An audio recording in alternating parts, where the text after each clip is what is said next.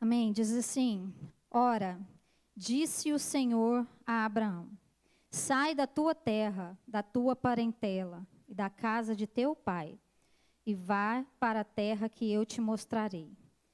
Verso 4: Partiu, pois, Abrão, como lhe ordenara o Senhor, e Ló foi com ele. Tinha Abrão 75 anos quando saiu de Harã. Feche seus olhos mais uma vez. Senhor, estamos aqui, ó Pai, na tua presença.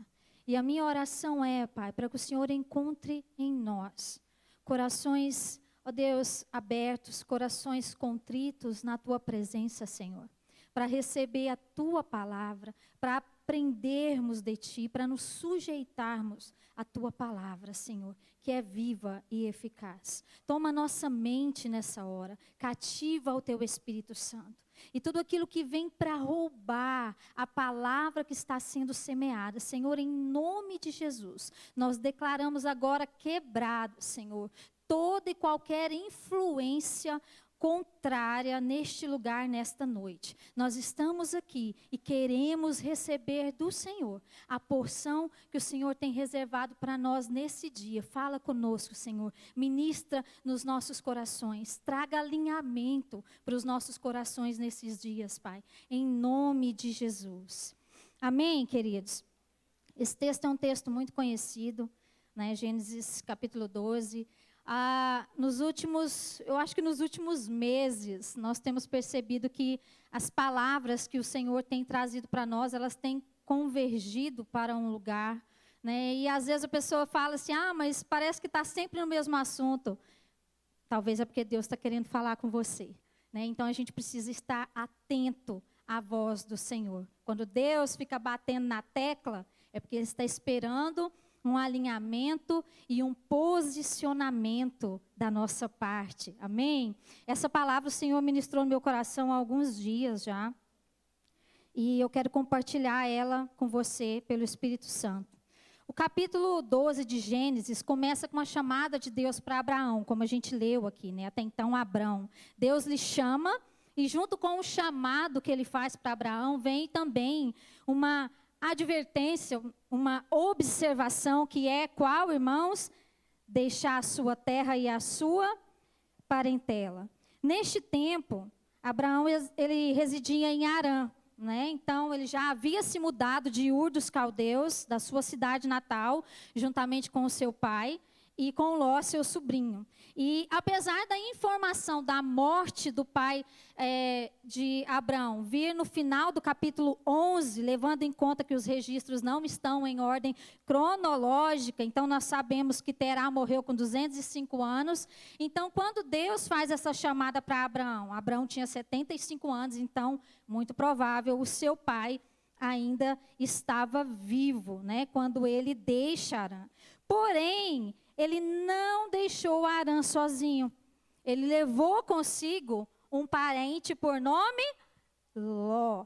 Mas qual era a instrução clara? Que foi claro, mais claro que isso só se desenhasse, não é, irmão? Sai da tua terra, da tua parentela, da casa de teu pai, para um lugar que eu te mostrarei. Só faltava ele desenhar ali para Abraão o que ele tinha que fazer. O chamado de Deus era para Abraão e sua descendência. A Bíblia não deixa claro se foi Abraão que insistiu para Ló ir com ele, ou se foi Ló que insistiu para ir com Abraão, mas o texto diz que Ló foi com ele, simples assim. Talvez eu creio que pelo fato de Abraão ser o irmão mais velho e o pai de Ló, irmão de Abraão, ter morrido, de alguma forma, talvez Abraão se sentia responsável por ele. Não dá para afirmar as motivações que fizeram Ló ir com ele. Não dá para afirmar se talvez Ló, de alguma forma, ficou interessado na promessa que Deus fez para Abraão e queria ali também ser abençoado de alguma forma, receber também essa bênção. Mas o fato é que a ida dele com Abraão se tornou problemática, tanto para Abraão quanto para o próprio Ló, né? Lá na frente nós vamos ver uma sequência de complicações que envolve Ló e termina, irmãos, com um desfecho bem trágico, né? E é sobre isso que eu quero compartilhar com você nesta noite, sobre a decadência de Ló. Quando nós lemos a palavra de Deus, o apóstolo Pedro, lá no Novo Testamento, ele diz que Ló era um homem justo. Então, tudo aponta que Ló passou a crer no Deus de Abraão, no Senhor, o Deus que Abraão servia, né? Então, ele passou a crer no Deus de Abraão e ele segue juntamente com Abraão, né, para a terra que o Senhor havia lhe falado. Mas nesse interim, muitas situações acontecem durante essa jornada, desde a partida deles de Harã, né? E Ló, ele se beneficia muito da bênção que estava sobre Abraão. Coisa boa é andar com gente abençoada, né? Não, irmãos? A bênção parece que se estende aos outros, às pessoas que estão ao redor. E Ló, de fato, ele se beneficia muito com a bênção que estava sobre Abraão. E quando eu falo se beneficia, eu estou falando de riquezas, de bens materiais, né? E principalmente quando eles tiveram aquela passada pelo Egito, eu não vou entrar em detalhes porque os textos são muito grandes, né? E Abraão, ele se torna mais rico ainda, e Ló também, por extensão, também se torna muito rico. Mas o que acontece? Chega um momento que começa a rolar intrigas ali, por causa de tamanhas riquezas e posses, começa a rolar uma intriga entre os pastores de Abraão e os pastores de Ló, porque o espaço já não era mais suficiente para ambos habitar. Não dava mais para eles habitar no mesmo lugar. E eu creio que aqui, nessa hora, a ficha de Abraão caiu. E essa parceria que não devia nem ter começado, agora precisava chegar ao fim. E é quando Abraão, então, ele chega em Ló e ele propõe o quê? Que eles se apartassem um do outro. Irmãos, eu imagino que para chegar nesse ponto deve ter rolado muita treta ali entre eles. Né? Deve ter rolado muitos problemas. Né? Então, Abraão ali agora, ele não devia ter levado, mas ele levou e ele tem que administrar os conflitos e lidar com as consequências de ter carregado aquilo que Deus disse para ele deixar para trás. E eu quero te dizer uma coisa, nós nos tornamos responsáveis por aquilo, aqueles que nós decidimos carregar. Nós nos tornamos responsáveis. Então, fica a dica. Cuidado quando você decide carregar pessoas com você que não estão alinhadas com o seu chamado, com o propósito que Deus tem para a sua vida, porque o chamado é seu, o propósito é para você. Né? E agora Abraão está nessa situação que tem que lidar com esses conflitos. Então ele tenta administrar da melhor maneira um problema que ele mesmo causou, quando levou consigo o seu sobrinho, e ele propõe o seguinte para ele, está em Gênesis 13, vai lá comigo, Gênesis 13. Ai, meu Deus, sumiu. No verso 8, diz assim: disse Abrão a Ló, não haja contenda entre mim e ti, e entre os meus pastores e os seus pastores, porque somos parentes chegados. Acaso não está diante de ti toda a terra? Peço-te que te apartes de mim. Se fores para a esquerda, eu irei para a direita. Se fores para a direita, eu irei para a esquerda. Irmãos, aqui fica tão claro o que atraiu o coração de Abraão e o que atraiu o coração de Ló.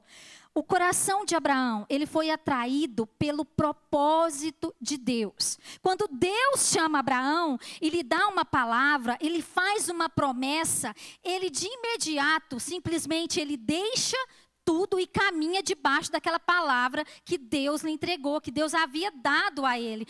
Abraão, ele era dirigido pelo propósito de Deus, né? Gênesis 15:6 diz que ele creu no Senhor e isso lhe foi imputado para justiça. O coração de Abraão estava no propósito. Agora, Ló aqui era um intruso na promessa de Abraão. Era um intruso no propósito. A direção foi clara: deixa a sua parentela. Mesmo que Ló tenha passado a crer no Deus de Abraão, esse chamado não era para Ló. Esse chamado era para Abraão. Ló se tornou um intruso no chamado e no propósito de Abraão. E a primeira fraqueza de Ló ela foi se mover sem uma palavra e sem um propósito. Foi o primeiro erro que deu início, que deu start a jornada, não sei se eu posso dizer assim, de decadência na vida de Ló. Ele se moveu sem uma palavra e sem um propósito. E pior ainda, ele se moveu debaixo de uma palavra e de um propósito que não era para ele. Aquela jornada não era dele. Se tem uma coisa que a gente precisa aprender na nossa vida cristã, é saber qual é a nossa jornada, qual é o nosso propósito, qual é a carreira que Deus tem proposto para nós. Agora, a decadência de Ló começou aqui nesse dia, o dia que ele decidiu se mover sem uma palavra. E nós precisamos tomar muito cuidado com isso, né? Não tem como ter sucesso, irmãos. Por quê? Sucesso. O que é sucesso para nós como cristãos? Sucesso para nós é completar a carreira que nos foi proposta. É cumprir o propósito para o qual o Senhor nos chamou de forma individual. Cada um de nós temos um chamado da parte de Deus, né? Temos uma carreira que foi proposta para nós. Então, sucesso para nós é cumprir a carreira e o propósito para o qual nós fomos chamados.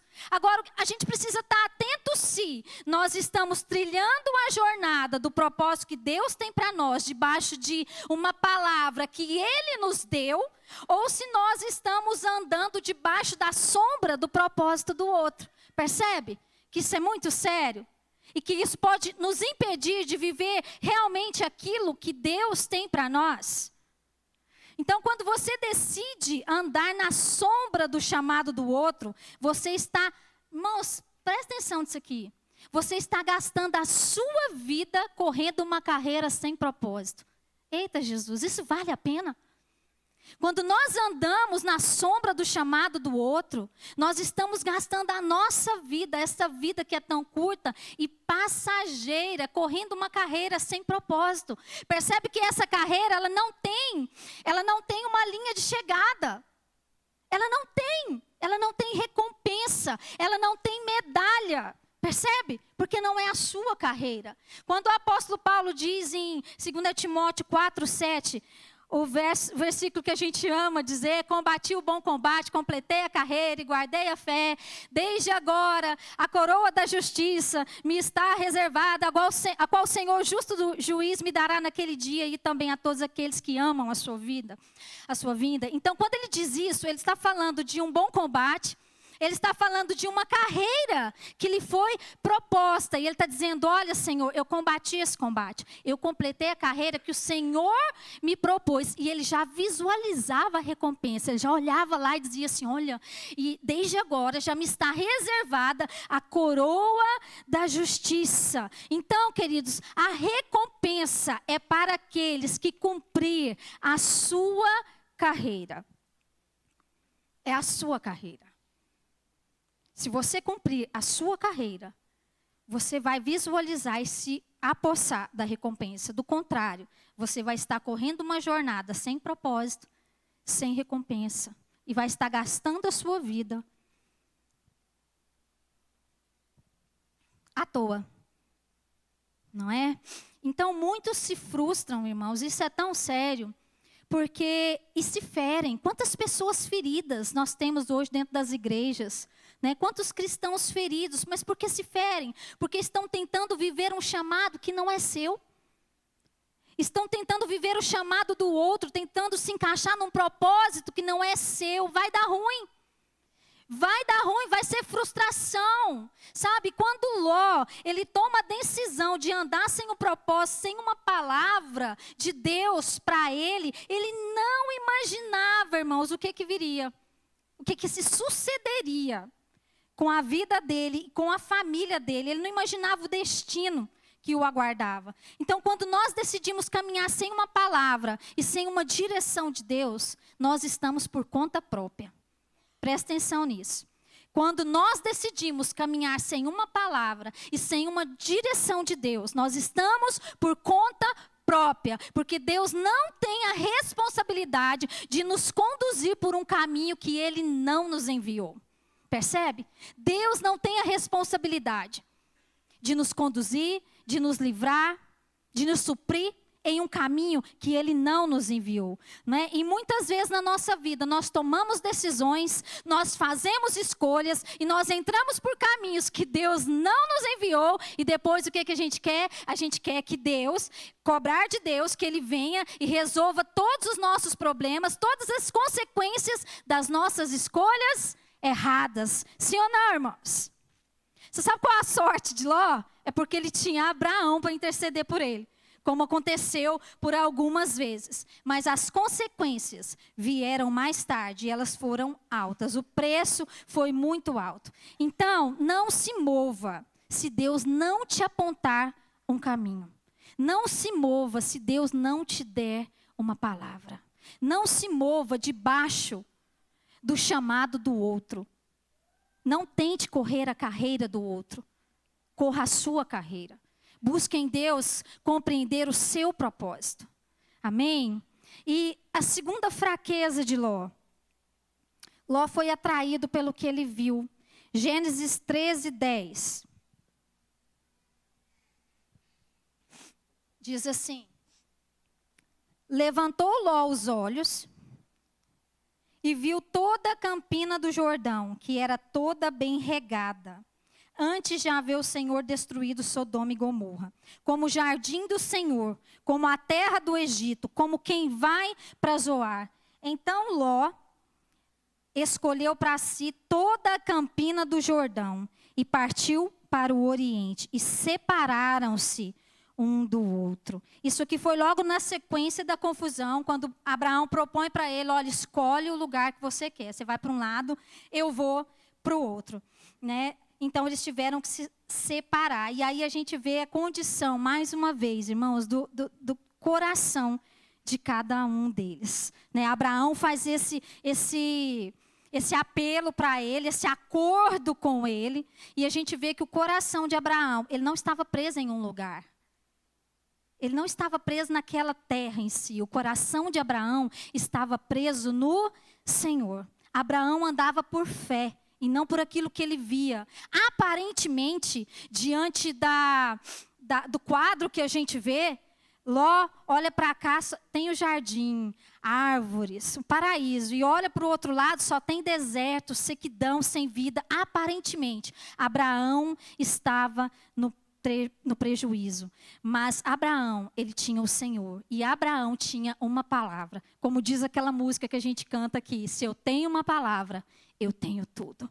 Ele não ficou com o lugar aparentemente mais bonito, mas ele tinha o Senhor. E ele estava andando debaixo de uma palavra que o próprio Senhor o entregou. Então, por mais que parecia que ele estava no prejuízo, irmãos, por mais que parecia que ele ia ficar ali levando prejuízo, que o seu parente ia extorquir dele toda a promessa de Deus. Mas ele tinha o Senhor. E se nós temos o Senhor, e se nós temos a palavra dele para nós, isso precisa nos bastar.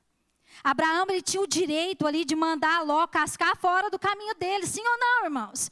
A promessa era para quem? Era para Abraão. Ele tinha o direito de chegar lá e falar: meu filho, chega. Você já usufruiu demais da bênção que está sobre mim. Agora pega seu dinheiro, suas riquezas e volta lá para o lugar de onde você saiu. Ele poderia ter feito isso, né? Porque o parente folgado também, né, irmãos? O parente folgado, porque além de vir se beneficiar de tudo, quando chega nesse momento da escolha, ele nem desconfia. Tipo, deixa eu desconfiar que a promessa não é para mim? Deixa eu pelo menos ceder o primeiro lugar para ele? Não. Logo mostra, logo aponta o que movia o coração, tanto de Abraão quanto o coração de Ló. E a escolha de Ló é óbvia. Às vezes a gente critica, óbvio, né? Mas se fosse eu e você, talvez nós escolheríamos a mesma coisa. Se você olha para um deserto, um lugar sem vida, e se você olha para um paraíso, muito óbvio, né? A gente escolheria esse paraíso. Talvez nós também seríamos atraídos pelo que vimos. Mas Abraão, ele era atraído pelo Senhor. E Ló foi atraído por aquilo que ele viu. E o ponto-chave aqui que eu quero falar com você é qual foi a motivação do coração de Ló. É complicada essa questão da gente julgar motivações, não tem como a gente conhecer o coração do outro. Porém, isso gera frutos. E uma hora ou outra isso vai fluir de dentro de nós, que é o que a gente vê aqui na vida de Ló. Né? Você já percebeu quanto, irmãos, a Bíblia fala da importância do coração? De se guardar o coração. E quando eu bati os olhos nessa história, eu fiquei pensando, gente, o que moveu o coração de Ló? Desde que ele saiu lá do meio dos seus parentes e veio nessa jornada com Abraão, e quando chega aqui neste lugar, ele faz a escolha que ele fez, sendo que a promessa não era para ele. O que moveu o coração dele? E a palavra de Deus, ela nos ensina a guardar o nosso coração. Provérbios 4, 23 diz sobre tudo que se deve guardar. Guarda o teu coração, porque dele procede as fontes da vida. Jeremias 17, 9 diz assim: enganoso é o coração, mais do que todas as coisas, e desesperadamente corrupto. Quem o conhecerá? Mateus 15, 18 diz assim: mas o que sai da boca vem do coração. E é isso que contamina o homem. Porque do coração procedem maus desígnios, homicídios, adultérios, prostituição, furtos, falsos testemunhos, blasfêmias. Tudo isso vem de onde, irmãos? Do coração. Daquele lugar que só o Espírito Santo vê. Daquele lugar que só o Senhor conhece. Então, as nossas escolhas, o que esses versículos dizem? As nossas escolhas, elas são guiadas por aquilo que atrai o nosso coração. Que eu vou chamar aqui das fraquezas do nosso coração. As nossas escolhas são guiadas por aquilo que atrai o nosso coração. Mateus 6, 21 diz, porque onde está o teu tesouro, lá também estará o teu coração.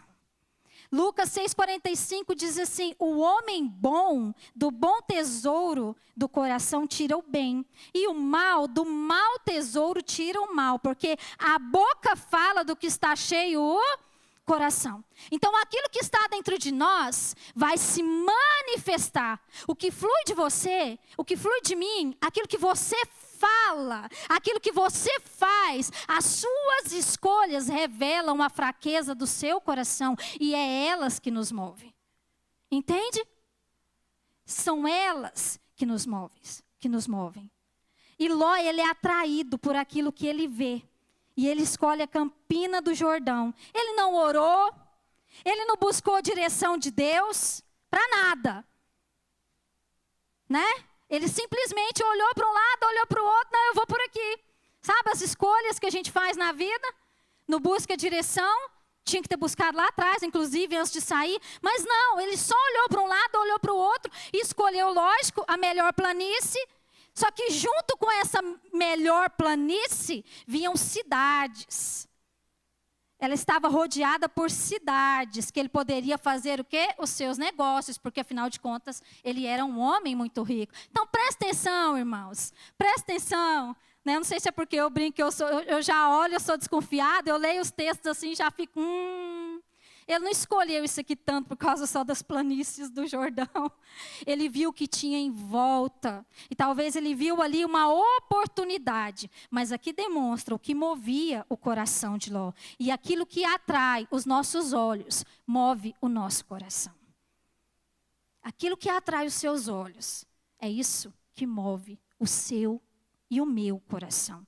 Ele só enxergou a oportunidade. Ele não calculou nem o preço, e nem as consequências que vinham junto com a sua escolha. Percebe isso?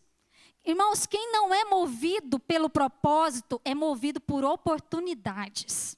E quem é movido por oportunidades, geralmente, só calcula os ganhos e ignora as perdas. E com a Campina do Jordão, vinha junto Sodoma. Estava no pacote da escolha de Ló. E tem maldição que vem mascarada de bênção para a gente, sabe? Aquela coisa que tem cheiro de bênção, cara de bênção. tudo assim converge. Nossa, mas isso aqui é uma oportunidade que eu não posso perder. Isso é Deus me abençoando. Olha, Deus me dando o direito de fazer uma escolha. Isso é Deus falando comigo. Em momento nenhum ele pensou o oposto, que era o inimigo convergindo ele para aquele lugar. Não.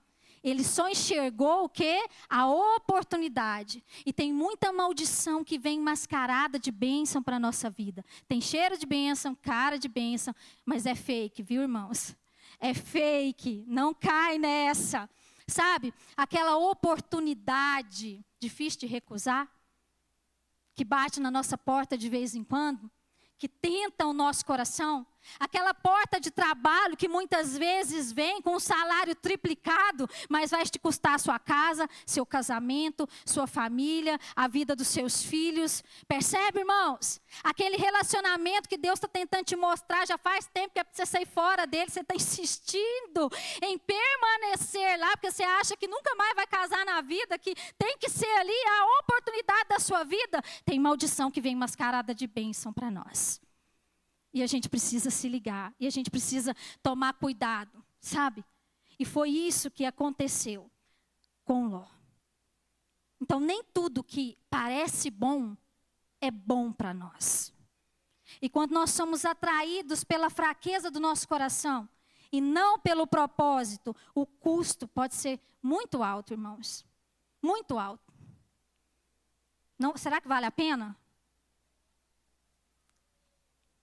Então, seja qual for a oportunidade que se colocar diante de você, avalie se ela vai te levar para perto de Deus ou se ela vai te levar para longe de Deus. Nem toda porta que se abre é para você entrar. Sonda primeiro o seu coração e aquilo que está te atraindo para aquele lugar. Porque a gente é tendencioso a achar que porque as portas estão se abrindo, a gente tem que ir logo entrando. Irmãos, tome cuidado. Nem toda porta que se abre é Deus abrindo para nós. Nem tudo aquilo que parece bênção é bênção para nós. E a gente precisa tomar cuidado com a fraqueza do nosso coração. A gente precisa tomar cuidado para não sermos guiados por essas fraquezas, irmãos. Porque senão nós vamos ter que pagar um preço muito alto no final das contas.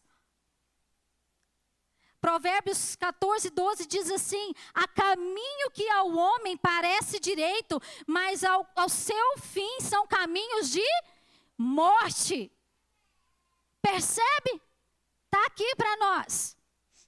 Às vezes a gente olha aquela porta que se abre, aquela oportunidade que vem e a gente pensa, meu Deus, eu não posso perder isso aqui. Irmão, sonda o seu coração. E vai para o Senhor, vai buscar a direção dEle. Lembra? Não se mova sem uma palavra. Não se mova sem uma direção. Porque isso pode trazer perdição para a sua vida, para a sua casa. Então, a gente precisa prestar atenção nisso. Aos olhos de Ló, era a melhor escolha para ele, óbvio. Mas naquele momento, ele foi guiado pela cobiça do seu coração, irmãos. Tem jeito não. E ele não levou em conta os prejuízos que vinham junto. Sabe? E essa é a velha e, eu vou dizer até eficaz, porque funciona muito, tática do diabo. Que leva muitos a negociar princípios e valores por prazeres momentâneos, por satisfações momentâneas. Não foi isso que ele fez com Eva, irmãos? Você vê que é repetido. A gente aqui muitas vezes fica cego. Fica debaixo de um encantamento, se eu posso dizer, e não enxerga. Porque o inimigo, ele vem trabalhando do mesmo jeito. E quantas vezes a gente, muitas vezes, cai nas mesmas áreas, do mesmo jeito, porque a gente não aprende. Não foi isso que ele fez com Eva. Ele fez Eva enxergar naquele fruto a oportunidade de ser o quê? Como Deus. Se você comer deste fruto, tanto fruto naquele jardim, irmãos, não é possível. Ele fez ela enxergar naquele fruto a oportunidade da vida dela. Olha que proposta. Talvez está diante de você todos os dias, ó. É a sua chance. É a sua oportunidade. Pega que é seu, né? Ele fez ela enxergar aquilo como uma oportunidade da vida dela. Conhecer o que Deus conhece. Você vai conhecer, você vai ser como Deus. Você vai conhecer o que Deus conhece. Mas aí eu te pergunto, a que preço? A que preço? A morte e a separação de Deus. Mas naquele momento, Eva só via o bendito fruto. Eva viu, Eva desejou e comeu aquele fruto sem pensar nas consequências que vinham depois. E não foi inocente não, viu? Não foi inocente não. Deus já havia dito, olha, vocês podem fazer o que vocês quiserem aqui, tudo vocês. Pega que é seu, leva. Mas dessa árvore aqui, não é para vocês nem beirar. Não passa perto dela. Não chega nem perto. Porque o dia que vocês comerem desse fruto, vocês vão morrer. Deus falou ou não falou, irmãos? Deus falou. Como Deus fala com a gente tantas vezes. Não faz isso não. Isso é caminho de morte. Não entra por esse caminho não, porque você vai se dar mal. Não toma essa atitude não, porque você vai ter que pagar um preço alto. E muitas vezes a gente vai lá e quer pagar para ver, não quer? Vai pagar. Vai pagar para ver. Eu li esses dias uma frase que eu achei ela assim muito impactante, que diz assim: Satanás deu a Eva uma fruta e lhe tirou o paraíso. Olha, como é forte isso. Ela tinha um paraíso. E ela trocou tudo por um fruto.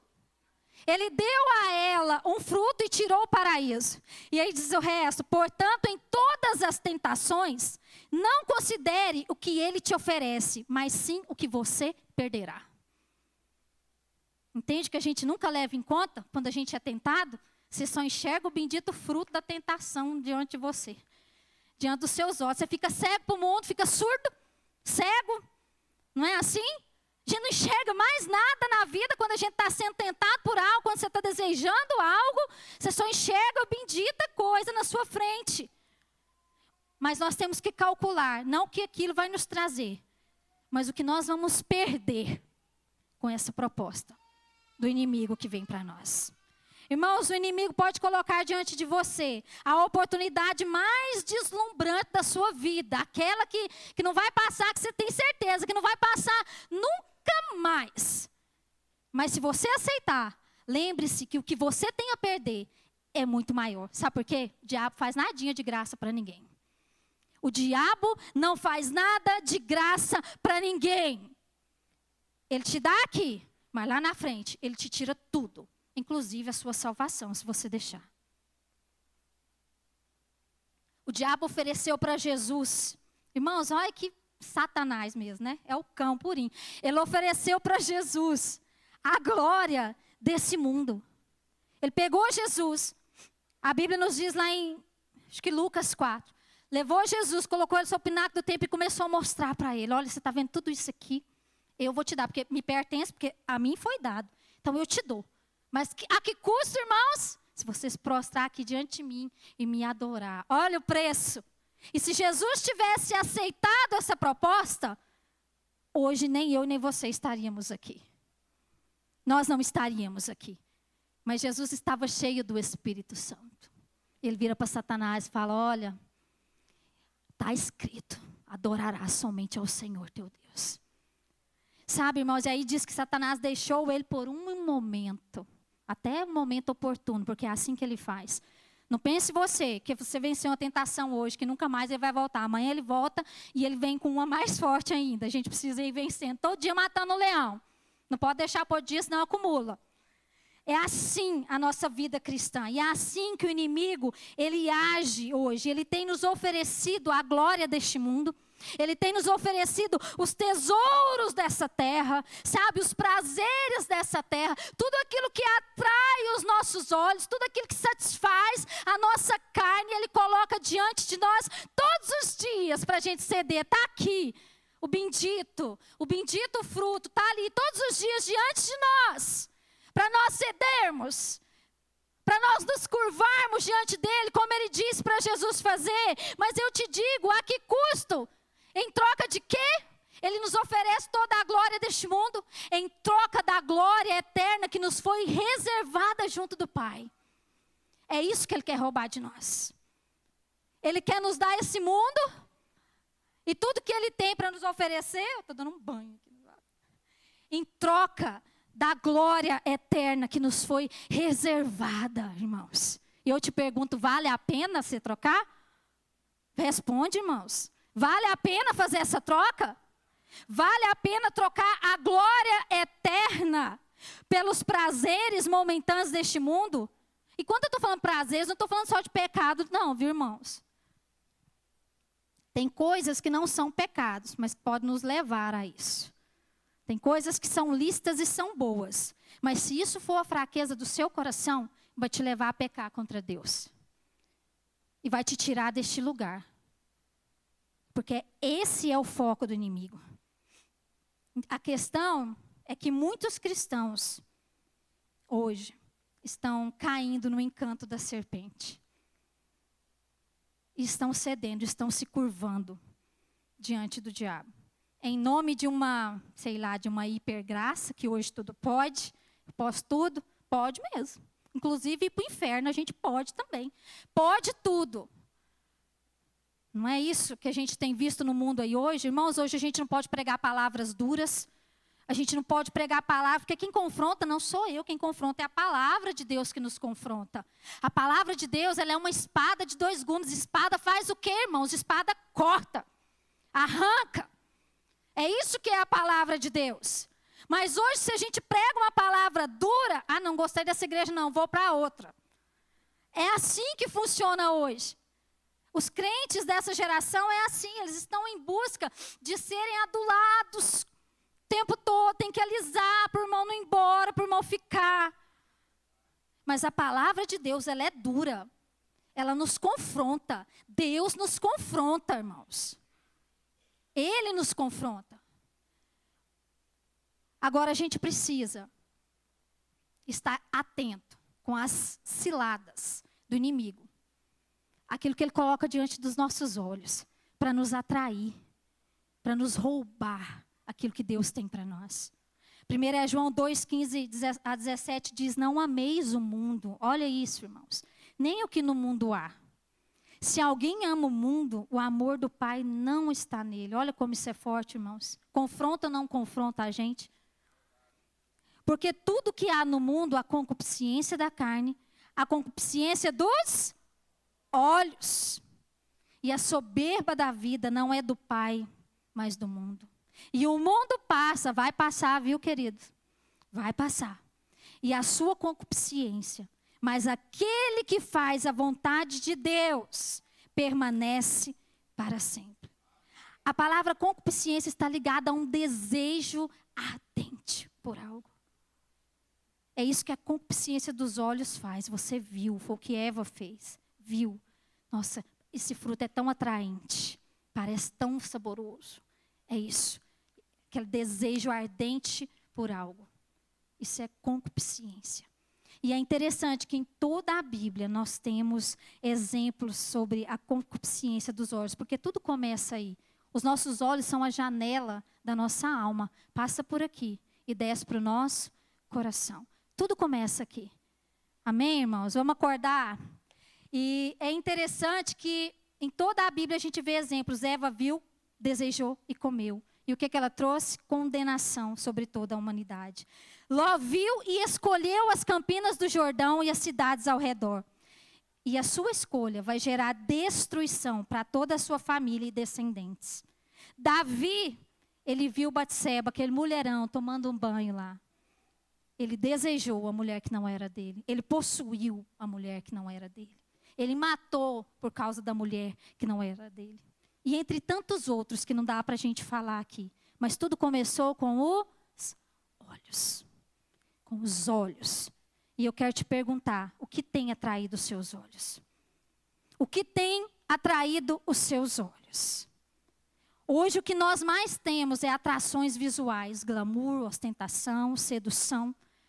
O que tem atraído os seus olhos? Onde estão os seus olhos? Os nossos olhos precisam estar em Jesus. Os nossos olhos, Hebreus 12, 1, eu acho, diz 12, 2, né? Colocando os olhos em Jesus, o autor e consumador da nossa fé. Os nossos olhos, o nosso foco precisa estar na eternidade. Porque se os nossos olhos não estiverem em Jesus, irmãos, qualquer coisinha vai nos roubar a eternidade. Se nós tirarmos os olhos de Jesus, nós vamos perecer. Nós vamos nos afundar. Ló, ele ultrapassou a zona de segurança. Ele foi se aproximando de Sodoma. Olha isso. Gênesis 13:12. Habitou Abrão na terra de Canaã e Ló nas cidades da campina. E ia armando as suas tendas até Sodoma. Olha isso, irmãos. Aquela desculpa, né, que a gente dá. A gente tenta e acha que está todo mundo engolindo. Mas qual que era o foco de Ló mesmo, irmãos?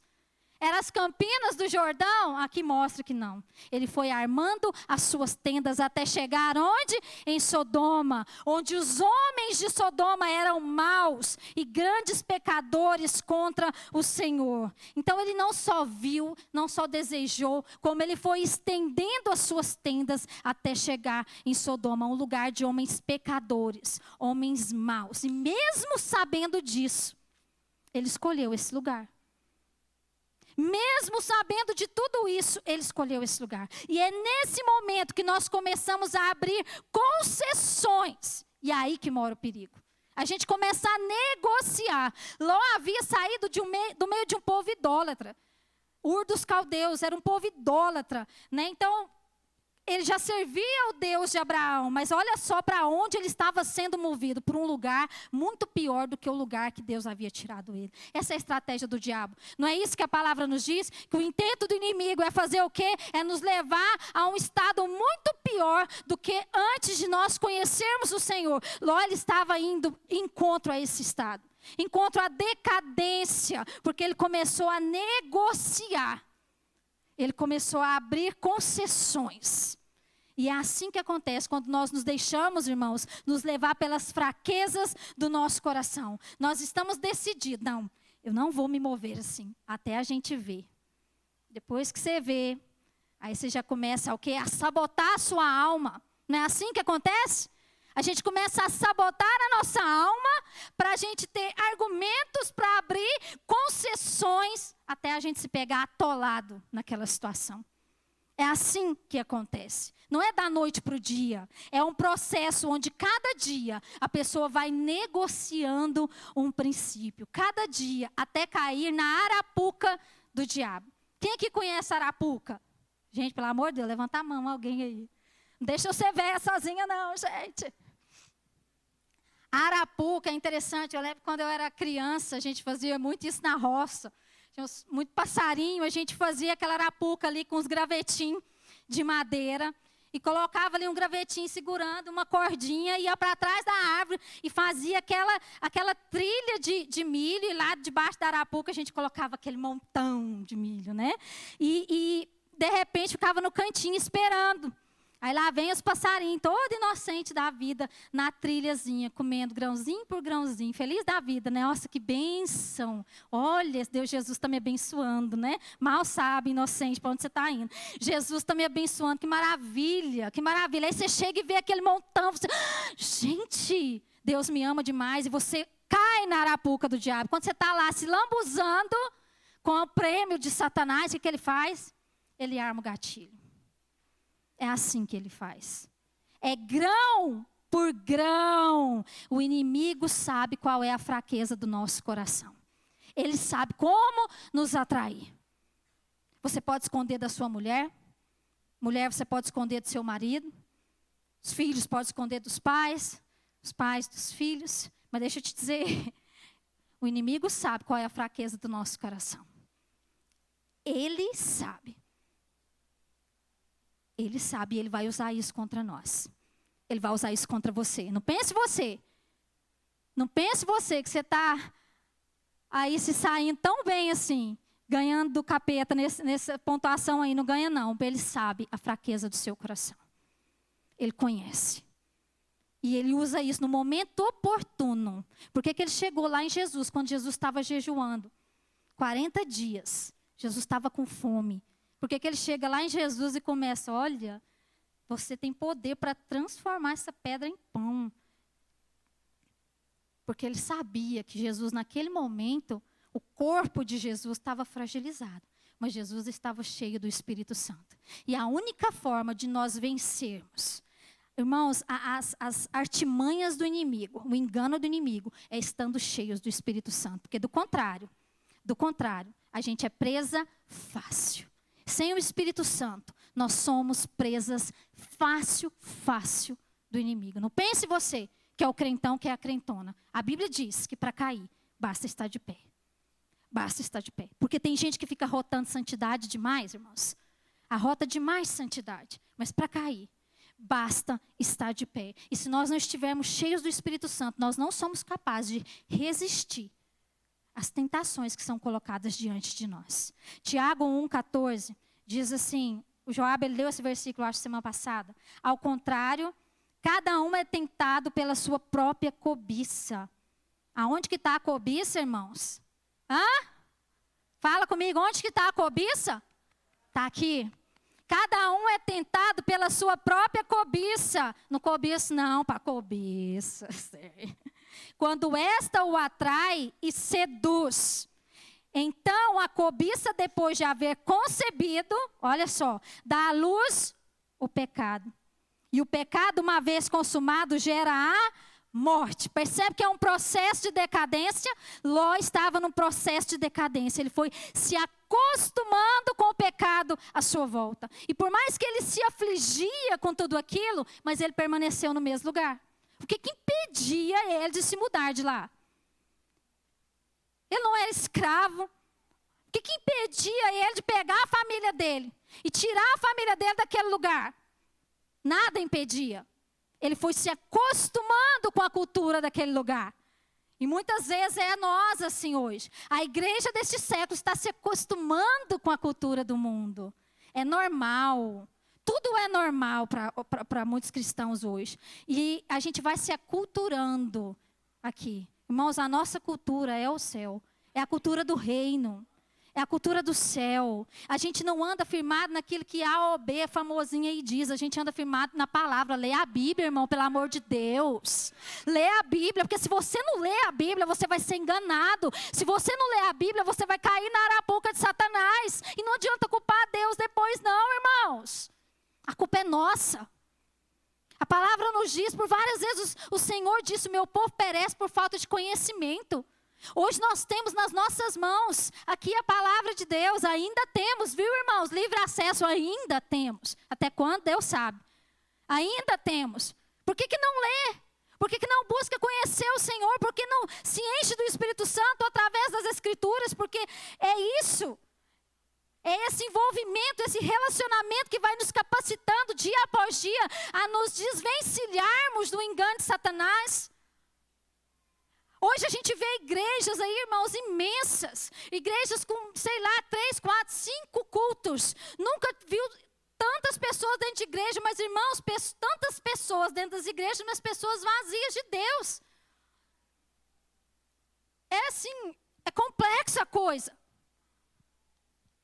Vazios de Deus. E é isso que tem levado muitos à ruína e tem aculturado muitos com o padrão deste século. Mas a palavra nos diz lá em Romanos, não vos acostumeis aqui, gente, não se amoldem aos padrões deste mundo, mas transformai-vos. Transformai-vos. A gente não está aqui para se amoldar ao mundo não, queridos. Nós não podemos cair nessa cilada do diabo, sabe? Não se deixe guiar pelas fraquezas do seu coração. Não estenda suas tendas até Sodoma. Sodoma representa tudo aquilo que Deus abomina, tudo aquilo que te afasta de Deus. É Sodoma na sua vida. Sabe, todos nós sofremos tentações, mas tem pessoas que gostam de flertar com o capeta. Sabe o que é flertar? Quando você está lá interessado, né, amor? Dá uma piscadinha, passadinha, passa perto. Tem muitos crentes hoje que flertam com o pecado. Você está no lugar que não devia estar. Você se moveu sem Deus te orientar. Assim como Ló, assim como Eva não devia estar nem beirando aquela bendita daquela árvore. O que ela foi fazer ali? Assim muitas vezes somos nós. flertando com o pecado, nos colocando em lugares que nós não deveríamos estar, botando o nosso pé em lugares que nós não deveríamos botar. E depois as coisas dão ruim, a gente quer culpar Deus. Aí a gente fica fragilizado, Deus não me ama. Por que Deus permite? Deus permite por causa do nosso coração rebelde. E você vai ver isso aqui, que não ouve, que não aceita nem o livramento de Deus. Muitas vezes a gente aceita, porque a gente quer criar um Deus para nós, um Deus segundo os nossos conceitos. Não, eu creio nisso aqui, é isso aqui. A Bíblia é assim. Nós não estamos aqui para interpretar a Bíblia não, irmãos. Nós estamos aqui para obedecer o que está ali. Tá? Não é, fulano, você interpreta assim ou interpreta assado. Não interpreta coisa nenhuma. Nós estamos aqui para obedecer essa palavra, quer gostemos ou não. Ou a gente se sujeita ou não. Não tem meio termo. Agora tem gente que fica flertando com o pecado, flertando com o diabo. Deixa eu te falar, ninguém cai sem querer. Não vem com essa não, que eu caí sem querer, cai não. A gente cai querendo. É sem querer querendo, igual o Chaves. Não, a gente cai querendo. Conscientes do que estamos fazendo. Olha, Gênesis 4:7 diz assim, o pecado jaz à porta. Está ali, ó, lá de fora. O pecado jaz à porta. O seu desejo de quem, irmãos? Meu desejo será contra mim. O seu desejo será contra ti. Mas cabe a quem? A ti dominá-lo. Não cabe a mim dominar você. O pastor colocar cabresto em você, ficar vigiando você 24 horas por dia. Nós não estamos aqui para isso não, viu? Não estou aqui para isso não. Cabe você. Você dominá-lo. Todos os dias nós somos tentados. O diabo sabe das fraquezas do nosso coração, mas cabe a nós dominá-los. Nós somos empoderados por Deus para fazer isso. Temos desculpa não? Nenhuma. Nenhuma. Nós não temos, irmãos, nós somos indesculpáveis. O apóstolo Paulo, até aquele que não conhece o Senhor, ele diz que eles são indesculpáveis por não conhecer o Senhor. Porque basta olhar para tudo que ele criou. Isso basta para a gente saber que existe um Deus que governa sobre todas as coisas. Nós somos indesculpáveis. Nós não vamos ter desculpas um dia diante de Deus. Dizer, Senhor, foi o Joabe que não me falou isso. Ele não me avisou disso. Não. Está aqui a palavra de Deus. Cabe a nós conhecer essa palavra e cabe a nós dominar o pecado que está na nossa porta, tentando nos levar à queda. E no meio de tudo isso, a gente vê ainda que Ló, estou quase partindo para encerrar, irmãos, ele hesitou em deixar Sodoma. Ele insistiu em permanecer em um lugar que Deus condenou. Quantas vezes nós insistimos em permanecer em um lugar que Deus condenou? Gênesis 19:1 diz assim, ao anoitecer vieram os anjos, 2 anjos a Sodoma, a cuja entrada estava Ló assentado. Este, quando os viu, levantou-se indo ao seu encontro, prostou-se o rosto em terra. Então aqui deixa claro que Ló residia em Sodoma. E muito mais, provavelmente, ele era alguém de importância, talvez até um juiz, que eram esses homens que ficavam na porta da cidade, fazendo negócio, julgando causas. E Ló, ele teve várias oportunidades de fazer escolhas diferentes, assim como eu e você temos todos os dias oportunidade de fazer escolhas diferentes. Mas ele insistiu em permanecer no erro. E eu quero abrir um parênteses aqui rapidinho. No capítulo 14, não precisa abrir, de Gênesis, relata um momento em que Sodoma e Gomorra foram saqueadas por outros reis. E Ló, toda a sua família e tudo que ele tinha foi levado cativo por esses reis. Então, Abraão fica sabendo disso. Lembra do que eu disse lá atrás? Você é responsável por aqueles que você carrega. Abraão estava lá, feliz da vida, vivendo a promessa dele, caminhando debaixo da palavra de Deus. Mas ele era responsável por Ló. Ele trouxe Ló, então vai lá. Ele foi lá, socorreu Ló, tirou Ló daquele lugar e Ló voltou para onde, irmãos? Que Ló voltou, pelo amor de Deus? Ele voltou para Sodoma. Ele voltou para o mesmo lugar. Para o mesmo lugar de morte que Deus havia arrancado ele. E quando Abraão fica sabendo aqui, que Deus diz a ele que Sodoma e Gomorra seria destruída, ele intercede por Ló, que é aquela intercessão que você já deve saber, ou espero que você saiba. Senhor, mas se lá tiver 50 justos, o Senhor poupará. Ele foi fazendo isso até chegar no mínimo. E Deus decide poupar a vida de Ló, que é esse evento aqui, que os anjos chegam lá na cidade. E para trazer o livramento para a vida de Ló, né? E Deus enviou os anjos para adverti-lo a deixar a cidade, porque o juízo estava às portas. Irmãos, o lugar era tão pervertido, Sodoma, que quando os anjos entraram, o povo começou a bater nas portas da casa de Ló, querendo que ele colocasse os anjos para fora, para que eles abusassem deles. Pra vocês terem noção, o nível de perversão que era aquele lugar. Que isso está registrado no capítulo 19, no verso 5.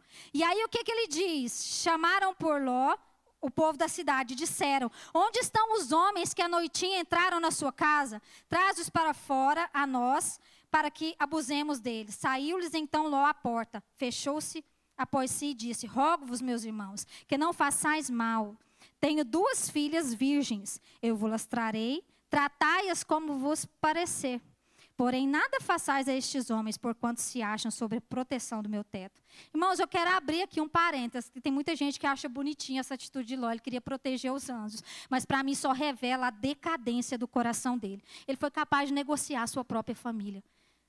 Ele foi capaz de negociar suas próprias filhas, sem nem tentar outra opção.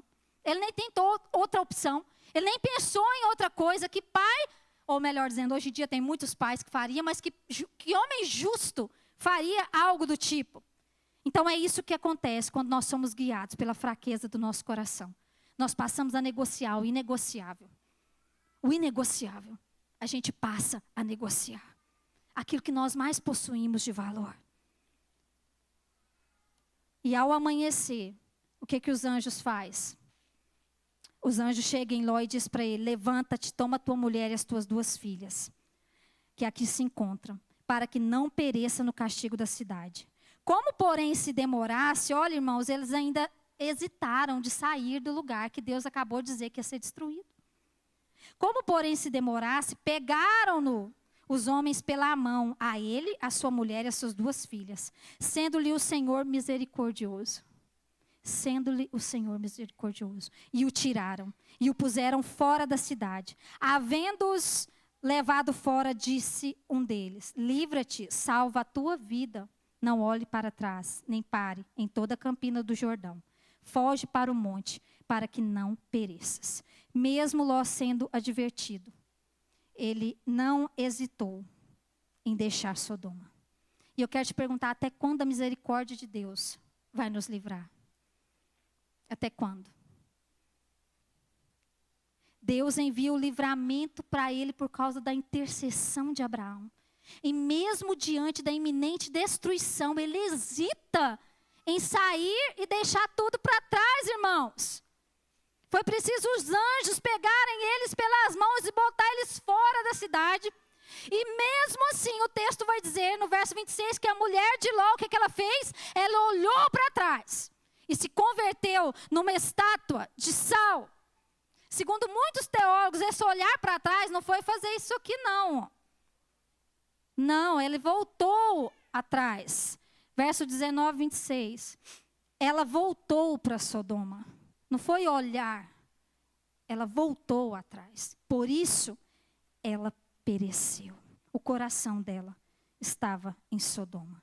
Lucas 17, 31 diz assim: naquele dia, quem estiver no eirado e tiver os seus bens em casa, não desça para tirá-los.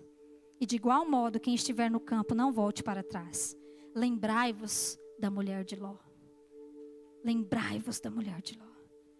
Existem situações que Deus já nos advertiu. Deus já te advertiu. Lugares e práticas que Ele já nos orientou a deixar para trás. Mas muitos insistem em permanecer nesses lugares que Deus já condenou. Quantos livramentos o Senhor já nos deu? Eu quero te perguntar, quantos livramentos o Senhor já te deu? Quantos livramentos o Senhor já te deu? que nos faz olhar para trás, irmãos? Fica de pé no seu lugar, não se distraia não. O que nos faz olhar para trás? Pensa nisso aí comigo. O que nós deixamos lá, que vale a pena o risco? O que tem levado você repetidas vezes a olhar para trás, a voltar atrás? Naquele mesmo lugar. Aquele mesmo lugar. Até quando a misericórdia de Deus vai nos salvar e nos livrar dessas situações? Deus pegou aquela mulher pela mão, irmãos, e tirou ela de lá, de um lugar de destruição. Mas ela voltou para lá. A decisão foi dela. A decisão é minha e sua. Deus já tirou você, a mim, de quantas situações das nossas vidas em que nós fizemos escolhas erradas, em que nós fomos guiados pela fraqueza do nosso coração, em que nós cedemos, e quantas vezes veio o livramento de Deus, e quantas vezes você se pega naquele mesmo lugar de morte. Mas ei, pode acontecer que um dia o livramento não chegue. Até onde Deus nos guarda, até onde a nossa obediência chegar. Obediência é proteção. Deus disse: vai, corre, salva a tua vida, não olha para trás.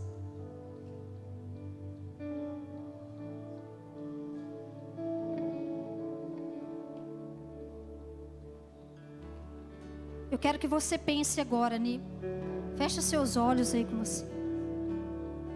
Em quantos prejuízos, quantos transtornos que talvez você tenha enfrentado na sua vida, por não obedecer à orientação do Senhor.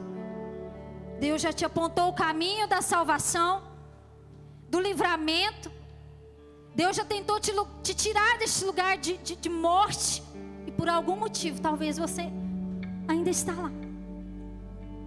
Irmãos, a fraqueza do nosso coração sempre vai nos levar para um lugar de destruição. A fraqueza do nosso coração está naquilo que nos faz olhar para trás, que mantém os nossos olhos no retrovisor, mesmo sabendo que aquilo pode nos destruir. Está naquele pecado que você não quer deixar, que você sempre volta para o mesmo lugar de destruição. E pior, muitos arrastam sua família junto. A fraqueza do nosso coração está na renúncia, que nós não estamos dispostos a fazer.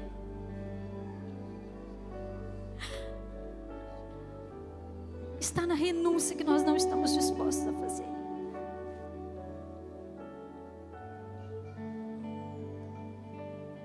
E esse caminho nos levará à decadência, assim como levou Ló e sua família. As consequências foram: ele viveu uma vida sem propósito. Ele expôs sua família à destruição, porque a tragédia não terminou aí. Quando você continua lendo a história, as suas filhas o embriagaram, cometeram incesto com ele, engravidaram dele. E os seus descendentes, irmãos, se tornaram povos pagãos, inimigos de Deus. Sodoma e Gomorra foi destruída, mas a herança do pecado de Sodoma teve continuidade através da geração de Ló.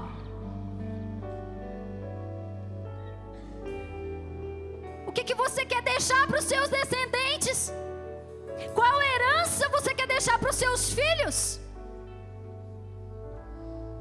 Qual é a herança?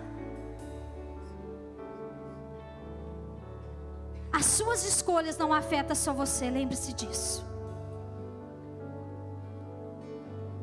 Talvez muitos de nós está aqui hoje porque tem ainda um Abraão que intercede por nós. Mas se não houver alinhamento, arrependimento, mudança de rota, a destruição pode ser iminente. A culpa não é de Deus, é nossa. Então hoje é noite de alinhamento. Eu quero que você feche seus olhos.